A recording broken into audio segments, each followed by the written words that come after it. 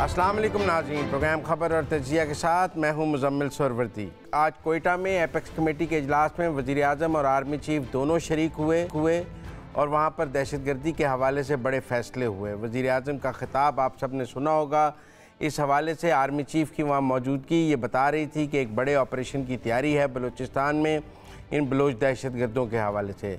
इसके अलावा अब वफाकी वज़ीर कानून आज़म नज़ीर तारड़ साहब ने कहा है कि बानी PTI का मुकदमा मिलिट्री कोर्ट भेजने का फ़ैसला पंजाब हुकूमत करेगी।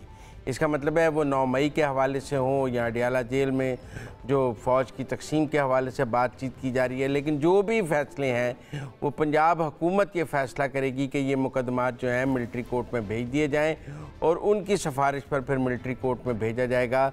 लगता है ये वक्त भी करीब आ गया है, क्योंकि आज आज़म नज़ीर तारड़ साहब ने ये बात की है, तो लग रहा है कि जल्द ही ये फ़ैसला भी होने वाला है। गुजरांवाला में नशिस्त की गिनती जारी है। अभी तक की इतलात के मुताबिक नून लीग वो नशिस्त जीत रही है, भिंडर साहब, और ऐसा लग रहा है कि PTI के हाथ से एक और नशिस्त भी चली जाएगी। बाकी आज के प्रोग्राम में हम कुछ बात ऑक्सफोर्ड यूनिवर्सिटी के चांसलर के हवाले से भी करेंगे और बिलावल भुट्टो साहब के भी हवाले से करेंगे, लेकिन यहाँ वक्त ब्रेक लेते हैं, वापस आते हैं तो आगे शुरू।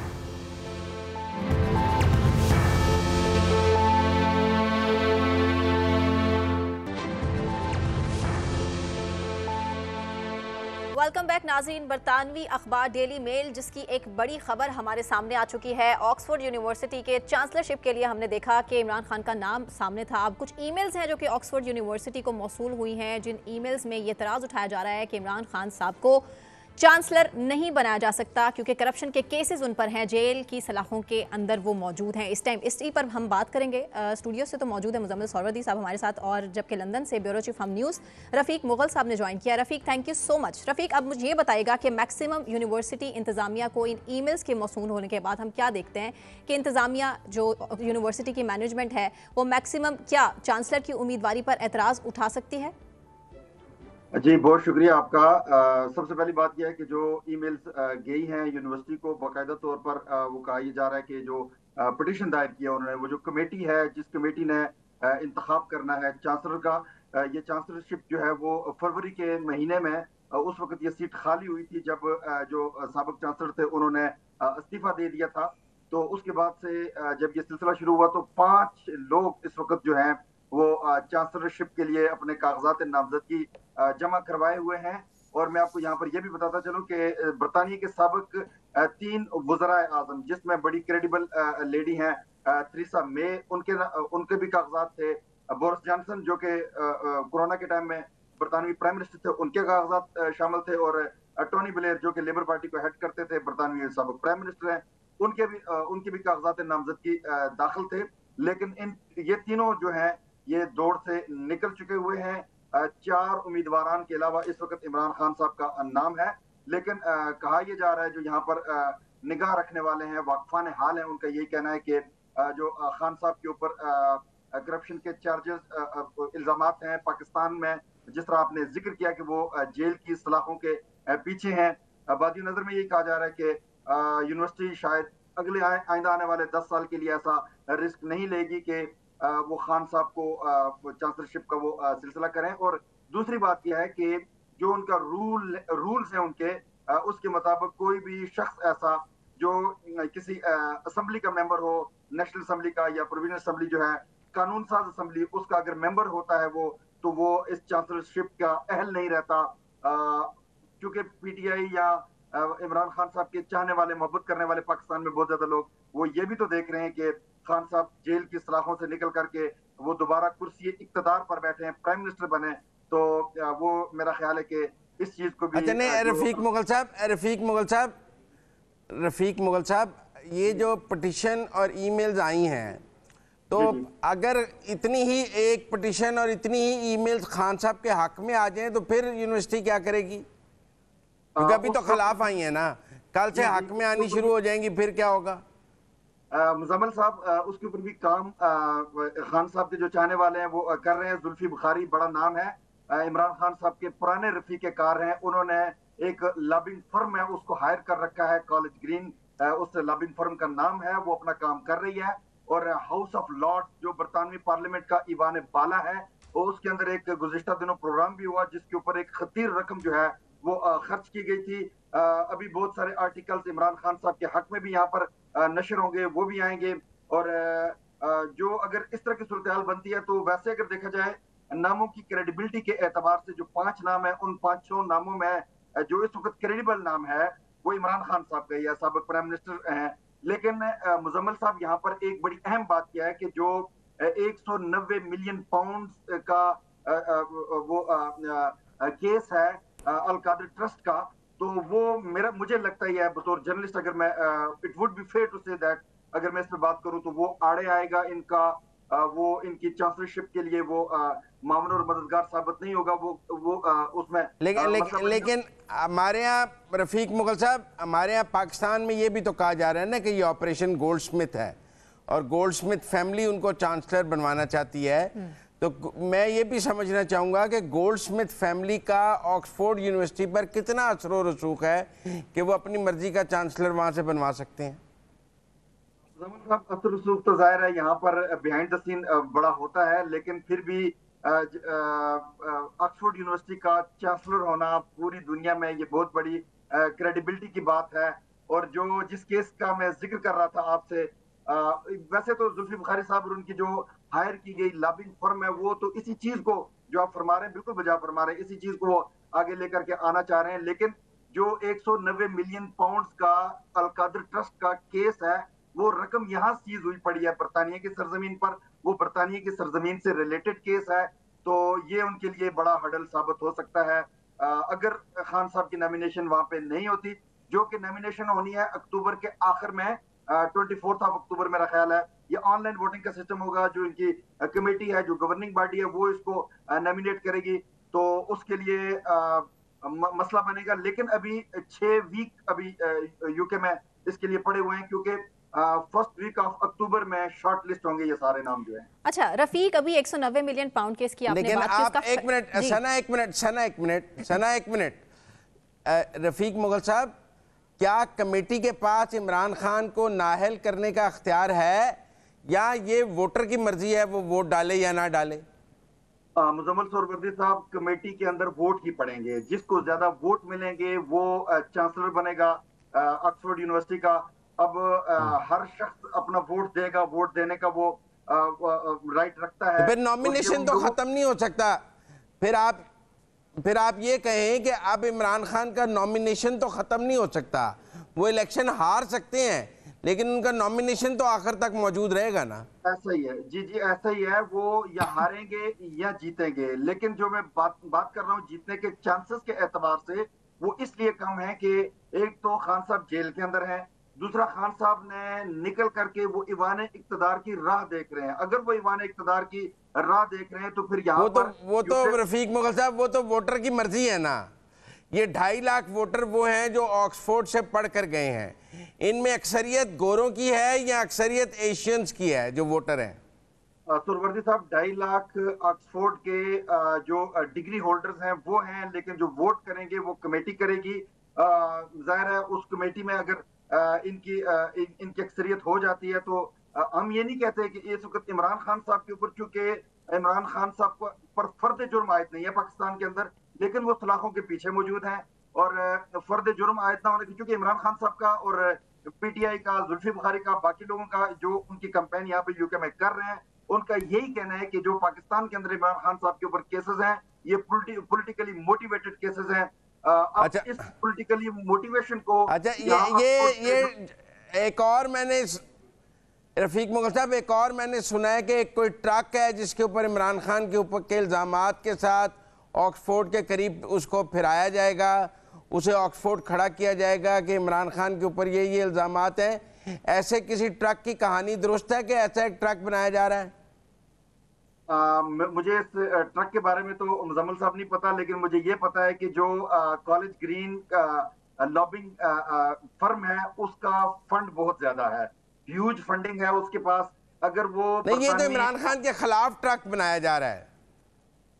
मुझे इसका इल्म नहीं है, लेकिन कैंपेन दोनों तरफ से चल रही है, क्योंकि जो जिन्होंने ईमेल्स किए हैं या जिन्होंने पिटीशन दायर किया है ऑक्सफोर्ड यूनिवर्सिटी में, इमरान खान साहब के हक में जो नहीं है, जो उनकी मुखालफत में की है, वो भी खुर्रम भट्ट है, वो PMLN के कारकुन है, उन्होंने वो की है। और इसके साथ साथ बाकी ईमेल जा रही हैं, जो पाकिस्तान के अंदर जो कोर्टों ने फैसले किए हैं, या जो कोर्ट के अंदर सिलसिला चल रहा है, वो उठा करके उन्होंने वो दिए हैं ऑक्सफोर्ड यूनिवर्सिटी को। और उनका ये कहना है, जो इमरान खान साहब के मुखालफिन है, कि उनके पास नाकाबिले तरदीद शवाहिद मौजूद हैं जो वो ऑक्सफोर्ड यूनिवर्सिटी को फराहम कर रहे हैं, जिसकी बुनियाद पर इनकी चांसलरशिप की जो तो फिर रफीक मुगल साहब, हम ये कह सकते हैं कि नून लीग का जो ओवरसीज विंग है वो इमरान खान के खिलाफ ये मुहिम चला रहा है, और PTI का जो ओवरसीज विंग है वो इस मुहिम का वहाँ पे जवाब देगा। तो ये दोनों सियासी जमातों की लड़ाई है जो लंदन में ऑक्सफोर्ड यूनिवर्सिटी के चांसलर पे होगी। ऐसे ही आप इस सियासी जमातों की लड़ाई को जो ऑक्सफोर्ड यूनिवर्सिटी में चांसलर का वोट डालने के लिए अपना हक रखते हैं, वो किस नजर से देखते हैं और वोट किस तरफ जाता है, ये आने वाला वक्त, ये 6 हफ्ते के बाद अक्टूबर के शुरू में पता चल जाएगा, और अक्टूबर के आखिर में इसका इंतखाब होना है, 10 साल के लिए होना है। वो सारी सूरत सामने आप ये देखते हैं कि एवन फील्ड के बाद, इस पिटीशन के बाद एवन फील्ड के बाद दोबारा मुजाहरे शुरू हो जाएंगे, और PTI जो है वो दोबारा वो एवन फील्ड के बाद मुजाहरे शुरू कर देगी जैसे पहले करती थी, या आपके ख्याल में ऐसा नहीं होगा? सरवर्दी साहब, इस वक्त एवन फील्ड खाली पड़ा हुआ है। जिन साहब के हवाले से मियां मोहम्मद नवाज शरीफ साहब अंदर होते थे तो वो मुजाहरे हुआ करते थे। कल चूंकि हम न्यूज यहाँ पे काफी मुतहरक है, अभी हमारे हम अवार्ड हो रहे हैं, उस हवाले से घूम फिर रहे हैं, तो कल हम ये भी हुए थे उधर, तो बिल्कुल वहाँ हू का आलम है, वो वहाँ चिड़िया भी वो जो है ना उड़ नहीं रही, बिल्कुल सुकूत मर्ग तारी है इस वक्त एवन फील्ड के बाहर भी। और जो मियां मोहम्मद नवाज शरीफ साहब के बेटे हसन नवाज का ऑफिस था, जहाँ से निकल के मियां नवाज शरीफ साहब मीडिया से बात किया करते थे, वहां पर भी इस वक्त हू का आलम है। ठीक है, बहुत शुक्रिया रफीक मुगल साहब। बहुत शुक्रिया रफीक मुगल साहब हमारे साथ। मुजम्मिल साहब, सबसे पहले तो हम उन ईमेल्स का भी जिक्र कर लें जो ईमेल्स यूनिवर्सिटी को मौसूल हुई हैं। उन ईमेल्स में तवातुर के साथ इमरान खान पर एतराज़ात क्या उठाए गए हैं, मैं चाहती हूँ कि आप हमारे सामने रखें। देखें, एतराज़ात क्या हैं? एतराज़ात ये हैं कि जी उन्होंने उसामा बिन लादेन की हिमायत की, और एक स्क्रिप्ट है जब उन्होंने उनको शहीद कहा वो लगाया जा रहा है। एक दफ़ा जब रेप के हवाले से उन्होंने कहा कि ख़वातीन को ऐसे कपड़े नहीं पहनने चाहिए, नहीं करने चाहिए, फिर वो मर्द कोई रोबोट तो नहीं होता। ये जो ख़वातीन के कपड़ों के हवाले से उनके रिमार्क्स हैं, ये वहाँ पर भेजे जा रहे हैं कि जी वो देखें उनकी। फिर वो जो बार बार तालिबान की हिमायत करते थे, और वो तालिबान की अफ़गान हुकूमत के वकील थे, वो सारे ट्रांसक्रिप्ट भेजे जा रहे हैं ऑक्सफोर्ड यूनिवर्सिटी में कि ये अफ़गानिस्तान की तालिबान हुकूमत के सबसे बड़े हामी हैं, और इन्होंने TTP के साथ मुआहिदा किया, और ये टेररिस्टों के हक में हैं। ये चीज़ें जो हैं वो ऑक्सफोर्ड को भेजी जा रही हैं, क्योंकि ये लंदन और UK के माशरे में सेंसिटिव चीज़ें हैं। देखिए, जो ख़वातीन के कपड़ों का इशू है, यकीनन वो उस माशरे के लिए एक बहुत बड़ा इशू है कि एक ऐसा चांसलर जो ख़वातीन के कपड़ों को उनके रेप की वजह करार दे, तो उसकी UK में क्या एक्सेप्टेबिलिटी होगी, या जो उसामा बिन लादेन के हवाले से सोच रखता हो उसकी क्या एक्सेप्टेबिलिटी होगी, जो तालिबान की एक्सेप्टेबिलिटी है। तो ये 3-4 मोटी चीज़ें हैं जो केसेस के अलावा इस वक्त ऑक्सफोर्ड यूनिवर्सिटी में हाईलाइट की जा रही हैं, शायद उनके वोटर को ये बताने के लिए कि उनकी सोच क्या है।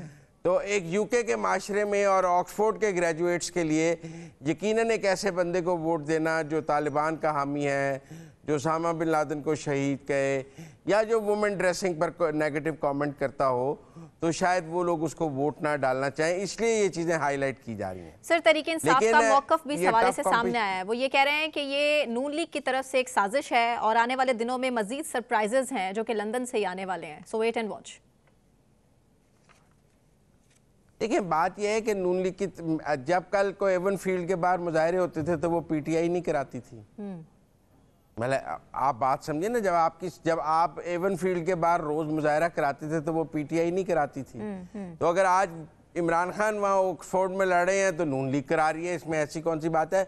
मैं हैरान ज़रूर हूँ कि नून लीग का ओवरसीज विंग भी इतना समझदार और उनमें इतनी अकल आ गई है कि वो ये काम कर सकें। सर, ट्रक की भी बात कर रहे थे आप कि इमरान खान के खिलाफ ये जो ट्रक है वो ऑक्सफोर्ड यूनिवर्सिटी के सामने या तो खड़ा किया जाएगा या फिर वहीं पे जो है वो ट्रेवल करेगा, लोगों को डिस्करेज करने के लिए, बताने के लिए कि इमरान खान के खिलाफ जो है वो वोटिंग होनी चाहिए, चांसलर नहीं बनना चाहिए ऑक्सफोर्ड यूनिवर्सिटी के ऐसे शख्स को।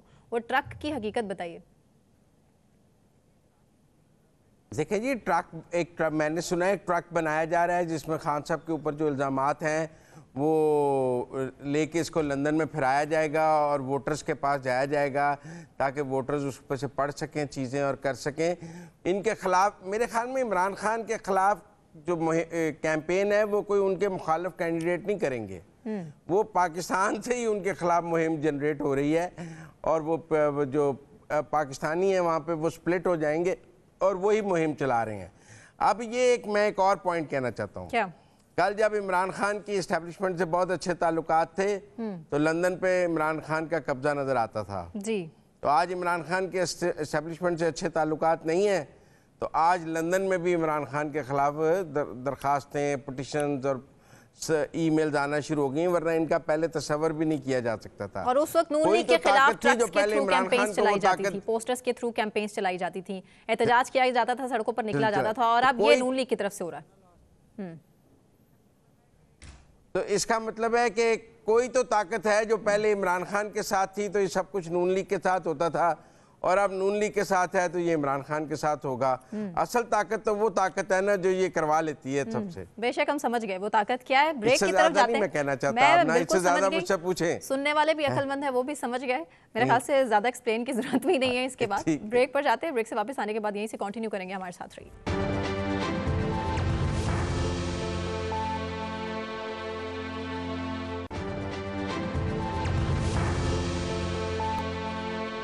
वेलकम बैक नाज़रीन। बात बिलावल भुट्टो जरदारी के हवाले से, जो कि खुद परेशान हो चुके हैं कि सस्ती बिजली का जो वादा किया है, दावा किया है नून लीग ने, आखिर कर कैसे दिया, क्या रहे हैं बिलावल भुट्टो जरदारी। सबसे पहले आपको सुनवाते हैं।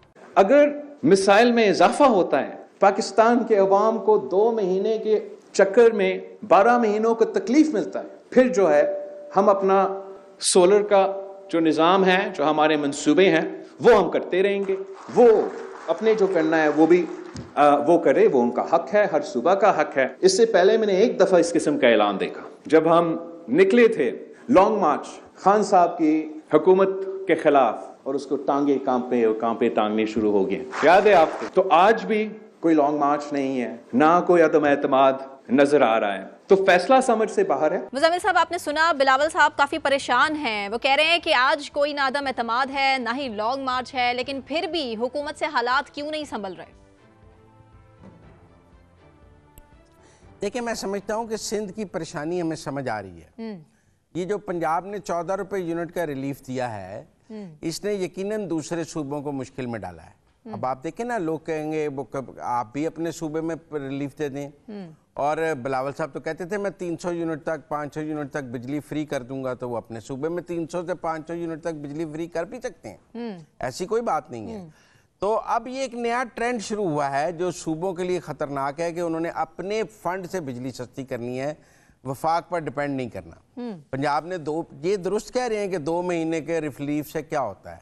देखिए, हमारे यहाँ बिजली के बिल जो है ना, वो गर्मियों के महीने में लोगों को बहुत तंग करते हैं, और सर्दियों में बिजली के बिलों का इशू नहीं होता, क्योंकि गर्मियों में पंखे, कूलर और बिजली का इस्तेमाल यकीनन बहुत ज़्यादा हो जाता है।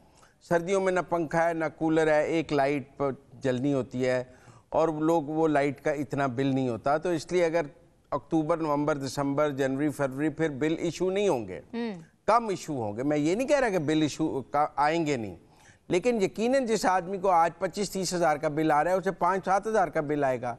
उसकी तनख्वाह वही है लेकिन उसके बिल कम हो जाएगा। लेकिन ये जो गर्मियों के महीनों के बिल हैं, इसने लोगों की चीखें निकाल दी। बेशक। अब बात तो अगले साल की है ना। अगर अगले साल गर्मियों के शुरू में ही पंजाब ने 6 माह के लिए ये रिलीफ दे दिया, अगर 2 माह का रिलीफ 50 अरब का बनता है तो 6 माह का रिलीफ 150 अरब का बन जाएगा। और अगर पंजाब ने अगले बार 6 माह के लिए ये रिलीफ दे दिया तो फिर बाकी सूबे क्या करेंगे।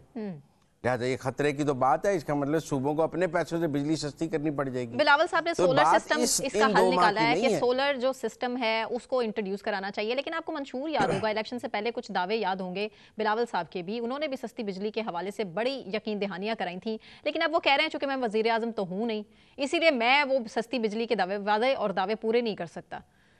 तो अवाम किसकी तरफ देखे? देखिए ना, कौन ये जो बयानिया था ना कि बिजली सिर्फ वजीर आजम ने सस्ती करनी है, हाँ। ये पंजाब ने तोड़ दिया है। अब वजीर आला भी बिजली सस्ती कर सकता है।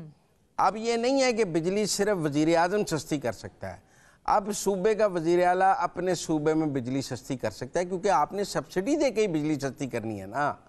बिजली सस्ती करने का वाहिद रास्ता यही है कि आप बिजली पर सब्सिडी दें। तो सब्सिडी सिर्फ वफाक थोड़ी दे सकता है, सब्सिडी सूबे भी दे सकते हैं। तो अगर पंजाब अपने आवाम को सब्सिडी दे रहा है तो सिंध दे दे, केपी दे दे, बलूचिस्तान दे दे। वैसे मैं आपको एक और बात बताता हूँ, जब पंजाब बिजली सस्ती कर रहा था तब इस्लामाबाद में पावर डिवीजन में 4 सूबों की एक मीटिंग हुई थी, जिसमें इसहाक डार साहब ने उसको प्रिजाइड किया था। उसमें इसहाक डार साहब ने बाकी 3 सूबों के आगे ये फार्मूला रखा कि पंजाब अपने पीएसटीपी से तरक्याती बजट से पैसे देकर पंजाब में बिजली सस्ती कर रहा है, आप लोग भी अपने अपने सूबों में कर लें। लेकिन सिंध माना नहीं, सिंध ने कहा हम नहीं करते, ये तो वफाक की जिम्मेदारी है। केपी ने कहा हमारे लोग तो बिल देते ही नहीं है, बिल हमारा मसला ही नहीं है, पूरे ट्राइबल एरिया में कोई 1 रुपया बिल नहीं देता, हमारे यहाँ तो बिल हमारे यहाँ तो लोड शेडिंग मसला है, हमारे यहाँ बिजली आती नहीं है, हमारे यहाँ ये थोड़ी मसला है कि बिल ज़्यादा है, बिल तो कोई देता नहीं है, ज़्यादातर लोग 70, 80% लोग बिल नहीं देते हैं। और बलूचिस्तान ने भी यही कहा कि बिल हमारा मसला नहीं है, हमारे यहाँ भी लोग बिल नहीं देते हैं। लिहाजा बिल जो है वो मसला रह जाते हैं पंजाब और सिंध का। उसमें अब सिंध को इसीलिए प्रॉब्लम है कि अगर पंजाब ऐसा कोई रिलीफ मुसलसल देता है अगले साल, तो सिंध को उसे रेप्लिकेट करना पड़ेगा, उसको देना पड़ेगा। बाकी जहाँ तक सोलर की बात है, ये बहुत अच्छी स्कीम है और मैं समझता हूँ कि सोलर जितना भी लगाया जाए कम है, इसको सोलर को लगाना चाहिए। और मैं तो सूबाई हुकूमतें अगर सोलर बांट रही हैं तो सोलर बांटें, बिजली सस्ती कर रही हैं तो बिजली सस्ती करें। सोलर के जरिए भी तो बिजली के बिल का ही रिलीफ दे रहे हैं ना आप। जब आप लोगों में सोलर प्लेटें और सोलर का सिस्टम दे रहे हैं तो आप उनका बिल कम कर रहे हैं एक तरह से, तो वो भी तो सूबे अपनी बजट से ही कर रहे हैं। तो मैं समझता हूँ किसी ना किसी तरह अब सूबों पर ये जिम्मेदारी आ गई है कि उन्होंने अपने अपने सूबे में बिजली के हवाले से लोगों को रिलीफ देना है, क्योंकि लोग बड़े परेशान हैं। अच्छा मुजम्मिल साहब, बिलावल साहब ये किस तरफ इशारा कर रहे हैं, ये मैं समझ नहीं पा रही, उनका पॉइंट क्लियर नहीं हो पा रहा। कह रहे हैं कि मैंने वजीर आजम से भी पूछा था और मैंने पूछा कि ये जो 2 महीने का आपने रिलीफ ये दे रही है पंजाब गवर्नमेंट, इसके बाद मजीद मसले खड़े हो जाएंगे, लोगों को मजीद मसले परेशानियां फेस करना पड़ेंगे। किन मसलों की तरफ इशारा कर रहे हैं बिलावल साहब?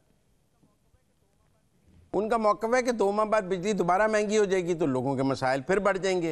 ये तो आपने सिर्फ 2 माह के लिए सस्ती की है, लेकिन वो ये पॉइंट भूल रहे हैं कि 2 माह बाद सर्दी आ जाएगी और बिजली की खपत कम हो जाएगी, लोगों के बिल कम हो जाएंगे। लिहाजा उस वक्त लोगों के लिए ये बिल, देखिए ना जी, गैस तो अब आप गैस का हीटर चलाएंगे तो आएंगे, गीजर चलाएंगे तो आएंगे, लेकिन बहरहाल गैस तो अब मुल्क में है ही नहीं, आती नहीं, गैस आती नहीं है। पता नहीं आपके घर आती है? नहीं आती, मेरे घर तो आती नहीं है, तो गैस के क्या बिल आने हैं जब गैस आती नहीं है। लेकिन बिजली के हवाले से ये ठीक है कि आगे सर्दियां आ जाएंगी तो बिजली दोबारा महंगी भी होगी तो बिल कम जरूर हो जाएंगे, तो फिर शायद ये रिलीफ उतना पुरअसर, उतनी जरूरत भी ना रहे। मेरे ख्याल में बिलावल साहब शायद सर्दियों के फैक्टर को मिस कर रहे हैं सारी गुफ्तगू में, लेकिन उनकी वो बात अच्छी है कि इस वक्त ना लॉन्ग मार्च है ना तहरीक में तमाद है, फिर मुल्क में अदम इस्तेहकाम क्यों है? ये अच्छा सवाल है उनका, अच्छा सवाल कि है। इस वक्त वज़ीर आज़म के खिलाफ कोई अदम एतमाद भी नहीं पेश, कोई सियासी जमात लॉन्ग मार्च भी नहीं कर रही, फिर अदम इस्तेहकाम क्यों है? कुछ तो बिलावल साहब खुद जो हुकूमत की टांगें खींचते हैं तो अदम इस्तेहकाम हो जाता है। वो जब भी हुकूमत की टांग खींचते हैं, चूंकि वो हुकूमत के बड़े इत्तेहादी हैं, तो वो जब भी टांग जोर से खींचते हैं तो हुकूमत लड़खड़ाती है और उन्हें समझना होगा कि जाने नहीं देते हुकूमत को ब्लैकमेल करने का। सर्टनली और हुकूमत को पब्लिक में उसकी तजलील करने का या उसको डाउन प्ले करने का भी मौका नहीं जाने देते, उससे एक अदम इस्तेहकाम पैदा ज़रूर होता है।